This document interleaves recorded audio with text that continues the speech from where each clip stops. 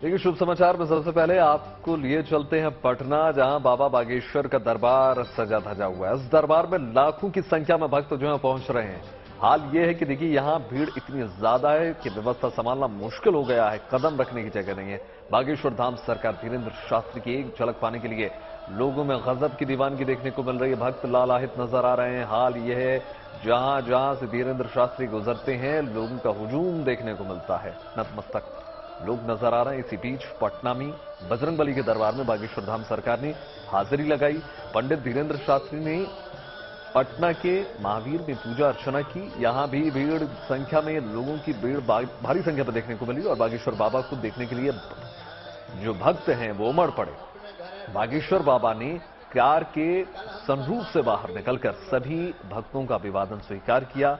बिहार की राजधानी पटना का यह मंदिर इकलौता है जहां महावीर हनुमान जी को दो विग्रह रूपों में विराजमान है।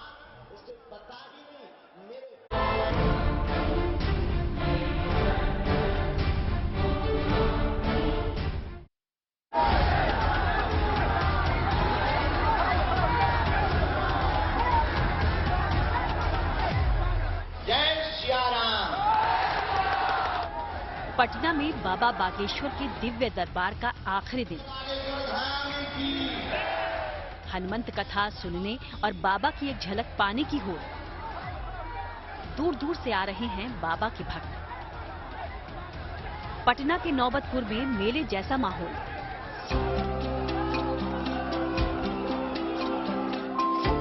बाबा अर्जी भी लेते हैं और पर्ची भी निकालते हैं। आखिरी दिन बाबा बागेश्वर पटना के दिव्य दरबार में क्या कहते हैं, किसकी पर्ची निकालते हैं, श्रद्धालुओं की समस्याओं का क्या समाधान और निदान बताते हैं, इस पर सबकी नजर है। बिहार के लोगों, आज से तुम हमारे हो, हम तुम्हारे हैं। आपके पिता का नाम क्या है? अच्छा, यहाँ तुमने ये लिखवाए तो नहीं? पढ़े लिखे हो, हिंदी पढ़ लेते हो? नजदीक आइए। आप बहुत हैरान हैं, करियर को लेकर क्या कार्य करें यह पूछने के लिए आए हैं। व्यापार की तरफ जाएं, परिवार ठीक रहेगा। क्रिकेट में आपका चंद्रमा ठीक नहीं है। पिता का नाम राजू कुमार है। वह सफलता 2 वर्ष के अंतर्गत प्राप्त हो जाएगी। आशीर्वाद है। एकदम सही। बाबा बागेश्वर के लिए लोगों में दीवानगी किस कदर है, तस्वीरों से आप अंदाजा लगा सकते हैं। पहले ही दिन से बाबा की एक झलक पाने और दरबार में शामिल होने के लिए लाखों लोगों की भीड़ जुट रही है। चांद को बड़ा गुरूर है क्योंकि उसके पास नूर है। अब ये खबर कौन भेजे उसके पास, उसे पता ही नहीं। मेरे पास राघव जैसा कोई नूर है। क्या गर्मी और क्या उमस, जिधर भी नजर जाती है लोगों का हुजूम नजर आता है।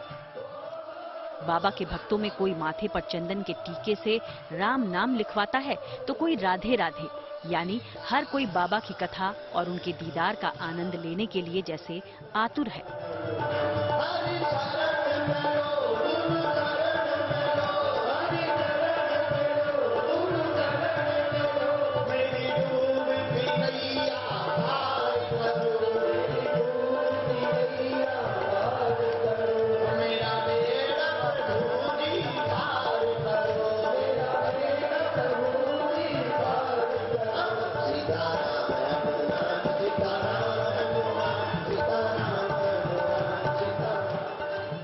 बाबा बागेश्वर ऐसी दीवानगी देखकर खूब गदगद है। दिव्य दरबार में उनके चेहरे की दिव्यता और निखर गई है। आवाज की खनक बढ़ गई है। बिहार के लोगों ने जो प्यार दिया है उससे उनके चेहरे का नूर बढ़ गया है। कल पूज्य महंत जी बता रहे थे कि महाराज जी, इस सभी कथा प्रांगण के चारों तरफ हनुमान जी चौकी लगाकर रक्षा के लिए बैठे हुए। क्या?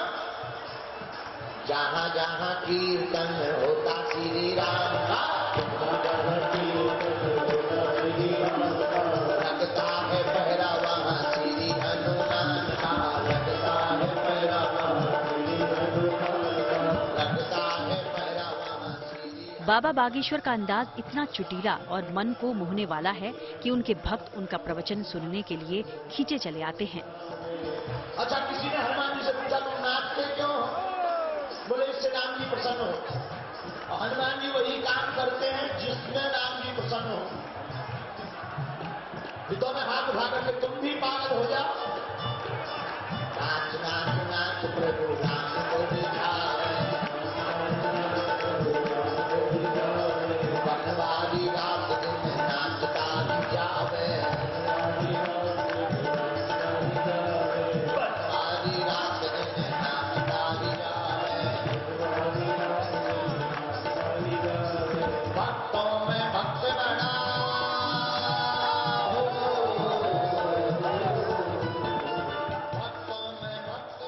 भारी भीड़, गर्मी और अव्यवस्था की वजह से इस बार बाबा के लाखों भक्त ना तो उनकी झलक पा सके और ना ही उनके दिव्य दरबार में शामिल हो पाए। ऐसे भक्तों को सितंबर में फिर मौका मिल सकता है।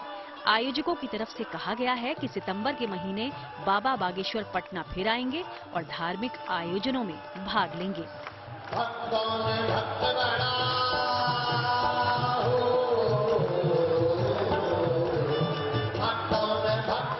दुनिया में जाना।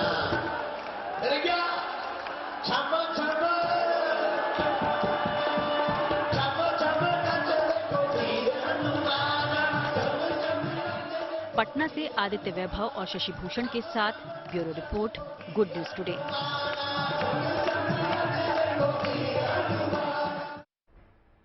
तो बाबा बागेश्वर को जलवा कायम में बात कुछ और खबरों की वजह देखिए, ओडिशा के प्राचीन कपिलेश्वर मंदिर को एएसआई ने संरक्षित इमारतों की लिस्ट में शुमार कर दिया है। यकीनन यह खबर जो है ओडिशा वासियों के लिए उपलब्धि के से कम नहीं है, क्योंकि इसके साथ ही अब ये मंदिर जो है राष्ट्रीय महत्व वाला हो जाएगा। यहां इस मंदिर के कुछ ऐतिहासिक तथ्यों को समझते हैं, आइए।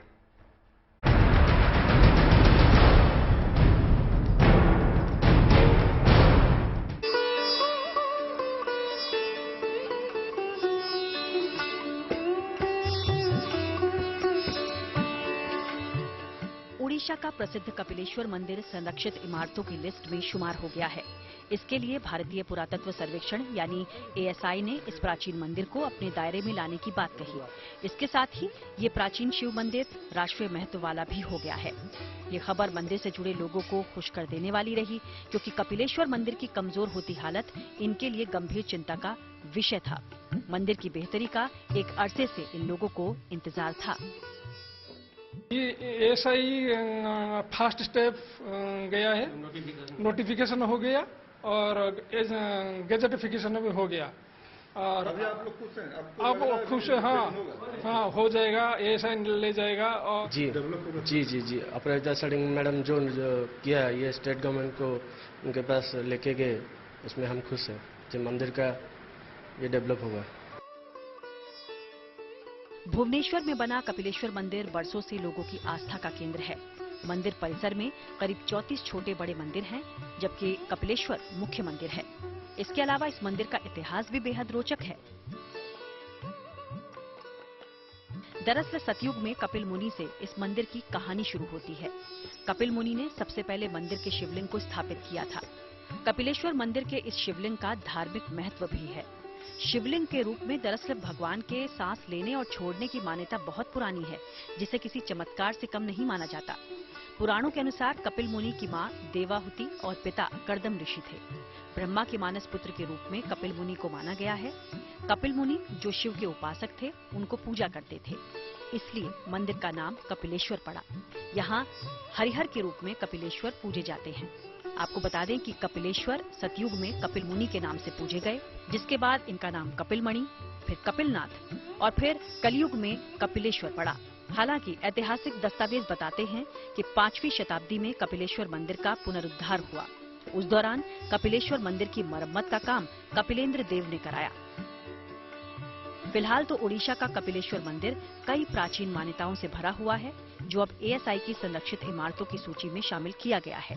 उम्मीद है कि इस पुराने मंदिर की हालत बेहतर होगी और यहाँ धार्मिक पर्यटन भी बढ़ेगा। Bureau report, good news today. Kedarnath धाम में जल्द ही 60 क्विंटल वजनीय कांच की बनी ओम की आकृति स्थापित की जाएगी। इस आकृति को स्थापित करने के लिए जिला आपदा प्रबंधन प्राधिकरण ने सफल ट्रायल कर दिया है। अब कुछ दिनों के अंदर ही केदारनाथ में ओम की आकृति स्थापित कर दी जाएगी।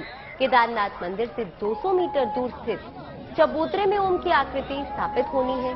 ओम की इस आकृति को तांबा और पीतल के मिक्स धातु से जर्मनी में तैयार किया गया है। जाहिर है केदारनाथ में ओम की आकृति स्थापित होने से धाम की भव्यता और भी ज्यादा बढ़ जाएगी। आपको बता दें कि इस बार चार धाम में बड़ी ही संख्या में श्रद्धालु वहां पे लगातार पहुंच रहे हैं। इनमें सबसे अधिक श्रद्धालु केदारनाथ धाम पहुंच रहे हैं। बारिश, बर्फबारी और मौसम की तमाम दुश्वारियों के बावजूद केदारनाथ पहुंचने वाले यात्रियों का आंकड़ा 3 लाख के पार पहुंच चुका है। हर दिन हजारों तीर्थयात्री केदारनाथ धाम में माथा टेकने के लिए पहुंच रहे हैं। हालांकि इस बार धाम में समय समय पर बर्फबारी होने से यात्रा पर असर भी काफी पड़ा है। मौसम खराब होने की वजह से केदारनाथ यात्रा के पंजीकरण को 25 मई तक रोक दिया गया था। पर इतना तो तय है कि ओम की आकृति स्थापित होने के बाद न सिर्फ केदारनाथ धाम की भव्यता बढ़ जाएगी, बल्कि यहां आने वाले श्रद्धालुओं की संख्या में भी और भी ज्यादा इजाफा हो सकेगा। इसके साथ ही केदारनाथ में श्रद्धालुओं की सुविधा के लिए टोकन व्यवस्था भी लागू कर दी गई है। यानी अब टोकन सिस्टम के तहत यात्रियों को दर्शन करवाए जा रहे हैं।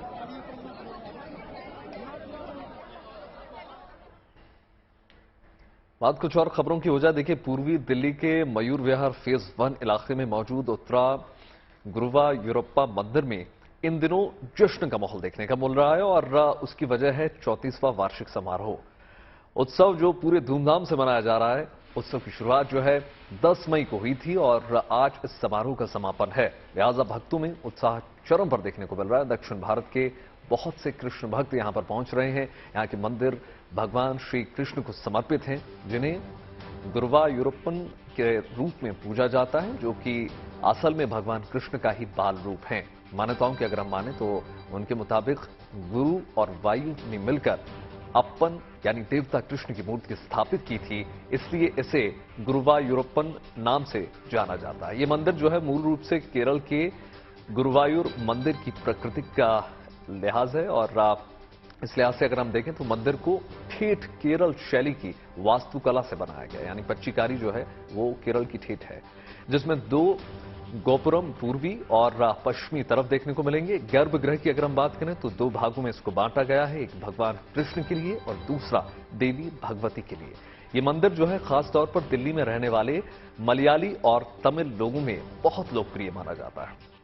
पूर्वी दिल्ली की अगर हम बात करें तो पूर्वी दिल्ली में बहुत सारे दक्षिण भारतीय लोग रहते हैं और खासकर तमिल यहां पाए जाते हैं, इसलिए भगवान गुरुवायूरप्पन के भक्तों ने अपने आराध्य की पूजा अर्चना के लिए 1983 में इस मंदिर की स्थापना की। तब से जो है कृष्ण भक्त यहां पर पूरी आस्था और भक्ति से भगवान कृष्ण की पूजा आराधना करते हैं। देखिए, बात दिल्ली की एक और खबर से हो जाए। देखिए, दिल्ली और आसपास के इलाकों में बादल छाए हुए हैं। आसमान में बादलों का डेरा होने से सूरज की तपिश में कुछ कमी जरूर आई है। ऐसे में लोगों को चुभती जलती गर्मी से थोड़ी राहत मिलती हुई नजर आएगी, क्योंकि बीते कई दिनों से पारा जो है 42 डिग्री के करीब जा चुका है। इस बदले मौसम का मजा लेने के लिए लोग सुबह सुबह इंडिया गेट और दूसरे इलाकों में पहुंचे। वहीं बादलों की आहट को देखकर दिल्ली की हवा में जो धूल है वो शांत हो गई। पिछले 2 दिनों से हवा में धूल का गुबार जो है छाया हुआ था। वहीं रोहतक में बादलों ने मेहरबानी की और आज सुबह वहां रात की बारिश हुई। आज सुबह हुई बारिश से लोगों ने गर्मी से राहत जरूर ली है। 3 तस्वीरें आपके टेलीविजन स्क्रीन पर। दिल्ली एनसीआर समेत उत्तर भारत के कई राज्यों में अभी कुछ दिनों तक गर्मी से राहत रहेगी। मौसम विभाग के मुताबिक आने वाले दिल्ली, हरियाणा, पंजाब, राजस्थान और उत्तर प्रदेश के कई हिस्सों में आंधी के साथ बारिश होने की संभावना है। नए वेस्टर्न डिस्टर्बेंस का असर भी पहाड़ों पर दिखने वाला है।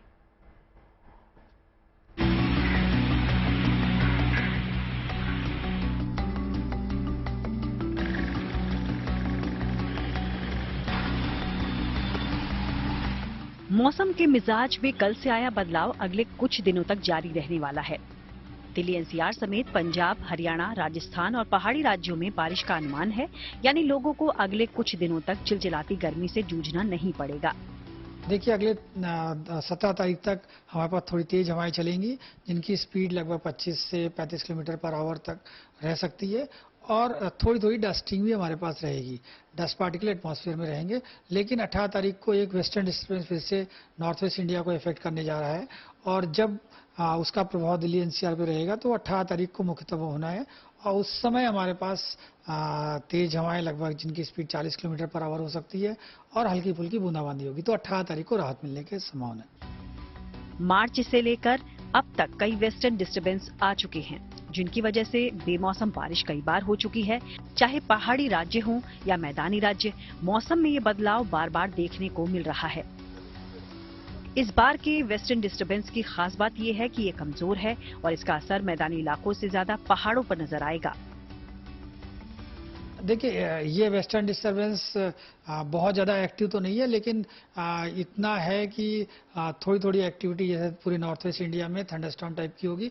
पहाड़ों में आपके पास 18 तारीख को जैसे जम्मू कश्मीर, हिमाचल प्रदेश और उत्तराखंड में थोड़ी लाइट से मॉडरेट कैटेगरी की रेनफॉल हो सकती है और थंडरस्टॉर्म एक्टिविटी, तो पहाड़ों पे ज़्यादा एक्टिविटी रहेगी। प्लेन्स में भी एक्टिविटी होगी, लेकिन मोस्टली लाइट रेन टाइप की और डस्टॉर्म थंडरस्टॉर्म होने के चांसेस है। आमतौर पर मई के मध्य और आखिर में तापमान काफी ऊपर चला जाता है और दिल्ली में लोग गर्मी से त्राही त्राही करने लगते हैं। ऐसे में गुड न्यूज ये है कि फिलहाल कुछ दिनों तक हीट वेव चलने की आशंका नहीं है। अभी फिलहाल चूंकि हमारे पास एटमॉस्फेयर में क्लाउडीनेस है या तेज हवाएं चल रही हैं, तो अगले 3 से 4 दिनों तक टेम्परेचर 45 डिग्री सेंटीग्रेड तक नहीं जाएगा और हीट वेव चलने की संभावना नहीं है। इसके चलते पॉजिटिव चीज ये रहेगा कि टेम्परेचर आपका ज्यादा बढ़ेगा नहीं। अगले 3 दिन तक हमारा उम्मीद है कि नॉर्थ वेस्ट इंडिया में हमारा बहुत ज्यादा टेम्परेचर चेंज होने का उम्मीद नहीं है। मौसम के मोर्चे पर एक और अच्छी खबर है। मौसम विभाग ने केरल में जून के पहले हफ्ते में मानसून के पहुंचने का अनुमान जताया है। मानसून केरल से होते हुए देश के दूसरे हिस्सों में बढ़ता है। ये गर्म मौसम को बारिश के मौसम में बदलने का काम करता है। दिल्ली से अमरदीप कुमार और भरत चौहान के साथ bureau report, good news today. देखिए, अब बात करेंगे हम कश्मीर में कुछ दिनों में चल रहे G20 की बैठक की होने वाली, आपको पता है, और जिसके लिए विदेशी मेहमानों का जो तांता है वो लगना शुरू हो चुका है। एक तरफ कश्मीर बाहें पसार कर विदेशी मेहमानों का स्वागत कर रहा है, तो वहीं सेना जो है आतंक के खात्मे के मिशन में लगातार जुटी हुई है। 20 दिनों में जम्मू कश्मीर सेना, पुलिस और NIA ने 70 ऑपरेशन को अंजाम दिया है, जिसने आतंकवादियों की कमर तोड़ दी है। सुनिए।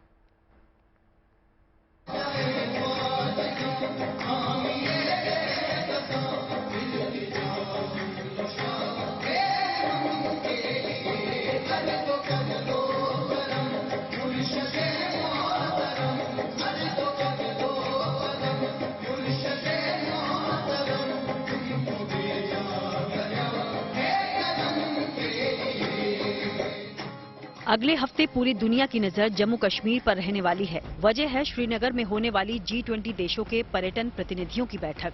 ये बैठक 23 मई और 24 मई को होगी।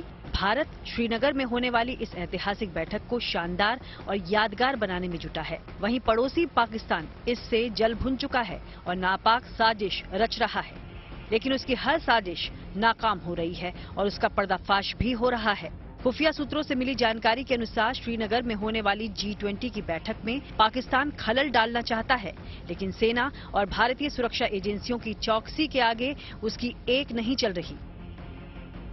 ऑपरेशन 3T के तहत आतंकियों पर लगातार प्रहार किया जा रहा है। अपने देश की आंतरिक सुरक्षा पाकिस्तान भले ही न संभाल पा रहा हो, लेकिन वो जम्मू कश्मीर में होने वाली G20 बैठक में खलल डालने की पूरी कोशिश कर रहा है। खुफिया एजेंसियों ने जानकारी दी है कि पाकिस्तान G20 की बैठक के लिए आतंकवादियों को भेजने के लिए बड़ी कोशिश कर रहा है। जानकारी ये भी है कि आतंकवादियों को घुसपैठ कराकर G20 में गए डेलीगेट्स पर हमले भी करा सकता है। यही वजह है कि सुरक्षा एजेंसियां पिछले 20 दिनों से लगातार ऑपरेशन जम्मू कश्मीर में कर रही हैं। जहां एक तरफ आतंकवादियों के खिलाफ ऑपरेशन किया जा रहा है, तो वहीं दूसरी तरफ टेरर फाइनेंसिंग और नार्को टेरर की भी कमर सुरक्षा एजेंसियां इस वक्त तोड़ रही हैं। अब आपको ऑपरेशन 3T के बारे में बताते हैं।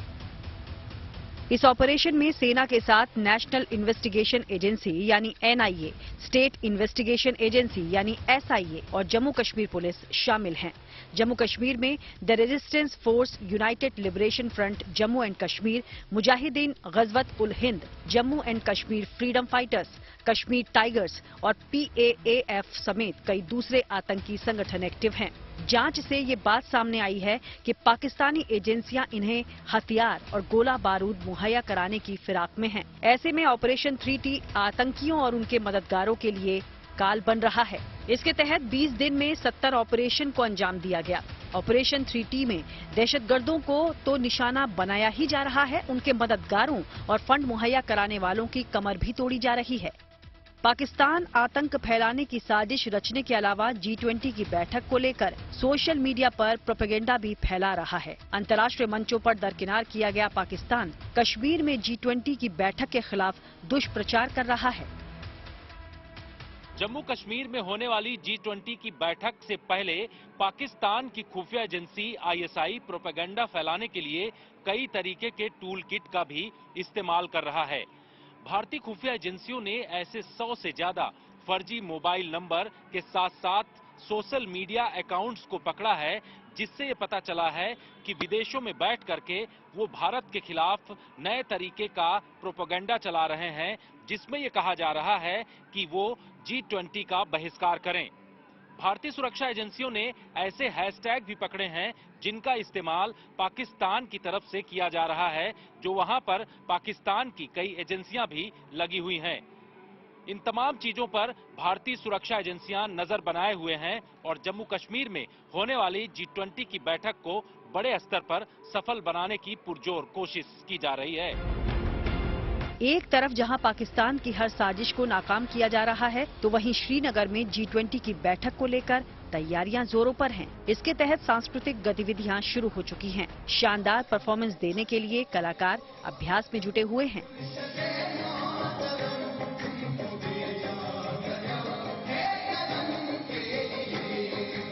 दिल्ली से जितेंद्र सिंह के साथ bureau report, good news today.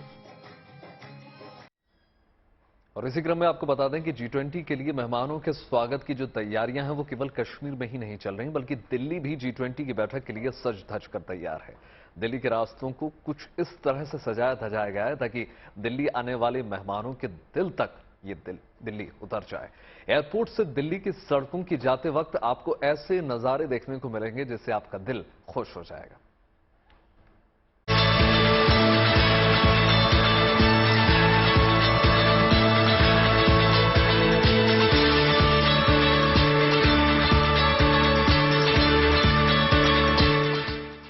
खूबसूरत फव्वारे, शेर और हाथी घोड़ों की दिलकश मूर्तियां।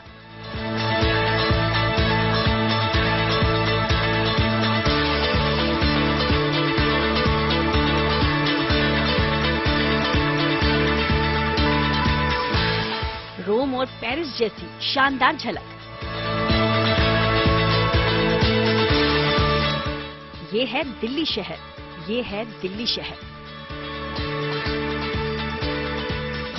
धौला कुआं से दिल्ली एयरपोर्ट के बीच बने ये फुवारे हर किसी के आकर्षक का केंद्र बने हुए हैं। ये मूर्तियां और कलाकृतियां अब राजधानी दिल्ली की नई पहचान बन गई है। राजधानी को सौंदर्य की दृष्टि से आकर्षक बनाने के लिए दिल्ली के LGV के सक्सेना कुछ महीनों से लगातार प्रयास कर रहे हैं। कोशिश ये की जा रही है कि 30 मई तक दिल्ली के हर सड़क पर ऐसी खूबसूरत मूर्तियां लगाई जाएं, ताकि दिल्ली किसी भी इंटरनेशनल और नेशनल इवेंट के लिए तैयार हो जाए। भारत को 1 दिसंबर 2022 से 30 नवंबर 2023 तक यानी 1 साल के लिए G20 की अध्यक्षता मिली हुई है। इसको लेकर अलग अलग शहरों में बैठकें भी हो रही हैं। 200 से ज्यादा बैठक खत्म होने के बाद 9 से 10 सितंबर को दिल्ली में 18वां G20 शिखर सम्मेलन होगा, जिसमें G20 सदस्य देशों और आमंत्रित देशों के शीर्ष नेता शिरकत करेंगे। G20 से जुड़े आयोजनों में आने वाले विदेशी मेहमानों को लेकर अलग अलग शहरों की तरह दिल्ली को भी आकर्षक रूप दिया जा रहा है।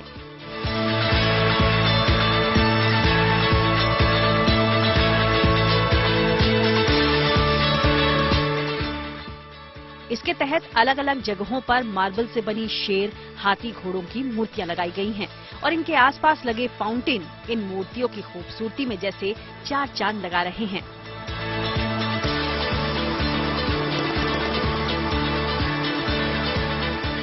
10 फुट की शेर की मूर्ति तो 10-10 फुट ऊंचे ये फाउंटेन यहाँ से गुजरने वालों को अपनी तरफ खूब आकर्षित कर रहे हैं। हाथी की मूर्तियों से लेकर 5 सफेद घोड़ों की मूर्तियों को देखकर लोग ठहर से जा रहे हैं। दिल्ली एयरपोर्ट से निकलकर यहाँ की सड़कों पर इन नजारों का दीदार करते हुए गुजरना वाकई बेहद सुकून देने वाला है। दिल्ली से अनामिका गौड के साथ bureau report, good news today.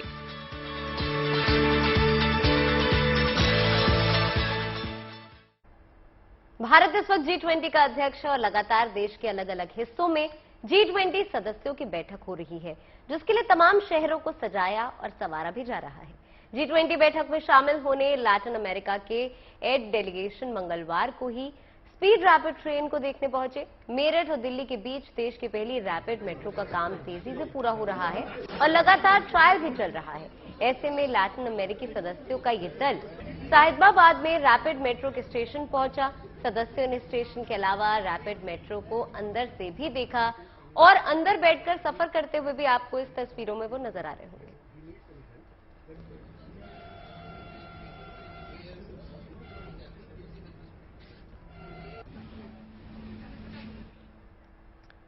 देखिए, बिहार के दरभंगा में एक टीचर की शादी इन दिनों खूब चर्चा में है।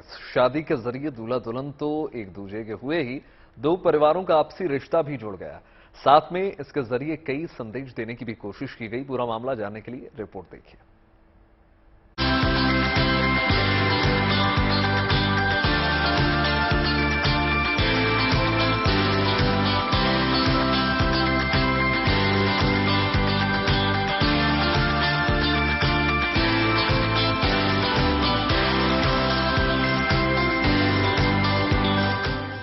अमूमन शादियां जिस धूमधाम से होती हैं उसी तरह से ये शादी भी हुई।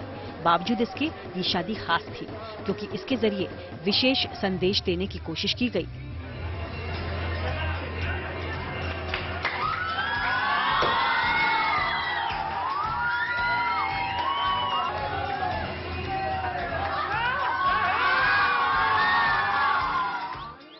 संदेश पर्यावरण संरक्षण की, संदेश प्रदूषण मिटाने की, संदेश अपनी संस्कृति को बचाए रखने की।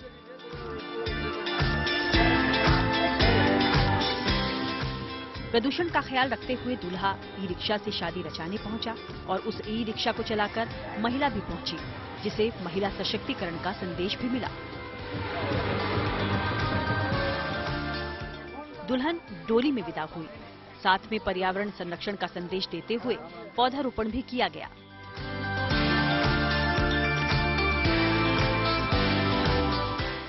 और जब मौका आया रिसेप्शन का तो उसमें पहुंचे मेहमानों को रिटर्न गिफ्ट में दुल्हा दुल्हन ने पौधे भेंट किए।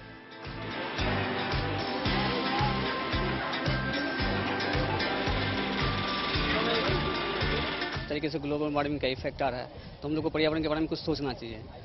और ये आइडिया आया जब 2019 में हमारे मित्र श्रवण की शादी हुई, तो उसी वक्त हम लोग डिसाइड कर लिए थे कि हम भी अपनी शादी कुछ इसी अनोखे अंदाज में करेंगे और पर्यावरण संरक्षण का जो है संदेश हम लोगों तक देंगे। पेशे से टीचर शंकर श्रीवास्तव ने अपनी सोच को अपनी शादी में साकार भी कर दिखाया, जिसमें दुल्हन स्वाति का फुल सपोर्ट मिला। बहुत अच्छी लगी और मैं उनका सपोर्ट की अच्छे से। इस शादी की एक और खासियत ये रही कि इसके लिए निमंत्रण कार्ड भागवत गीता के साथ दिए गए थे।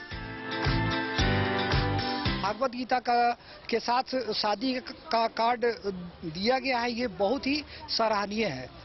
ये शादी बिहार के दरभंगा में हुई और इसके जरिए जो संदेश देने की कोशिश की गई उसकी लोग दिल खोल कर तारीफ कर रहे हैं। दरभंगा से प्रहलाद कुमार के साथ bureau report, good news today. Jammu Kashmir में लंबे चले ठंड के मौसम के बाद स्ट्रॉबेरी की फसल तैयार हो चुकी है। कश्मीर के कई इलाकों में अभी भी बर्फबारी का दौर जारी है। ऐसे में कश्मीर के कई इलाकों में किसानों के लिए स्ट्रॉबेरी की फसल कमाई का मुख्य स्रोत है। इन दिनों तैयार हो चुकी इस फसल को पैक किया जा रहा है, जिसके बाद इन्हें बाजारों तक पहुंचाया जाएगा।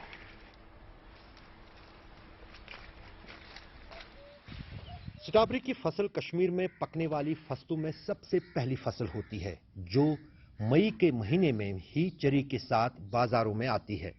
और अब की बार जिस अंदाज से कश्मीर में स्ट्रॉबेरी की बम्पर पैदावार हुई है, उससे किसान भी गदगद है। न सिर्फ इतना फायदा है बल्कि साथ ही साथ अच्छी और मोटी कमाई स्ट्रॉबेरी की खेती से किसानों को मिल रही है और यही कारण है कि अब ज्यादा से ज्यादा किसान अपने खेतों में स्ट्रॉबेरी की काश्त करते हैं। अशरफ वानी, श्रीनगर।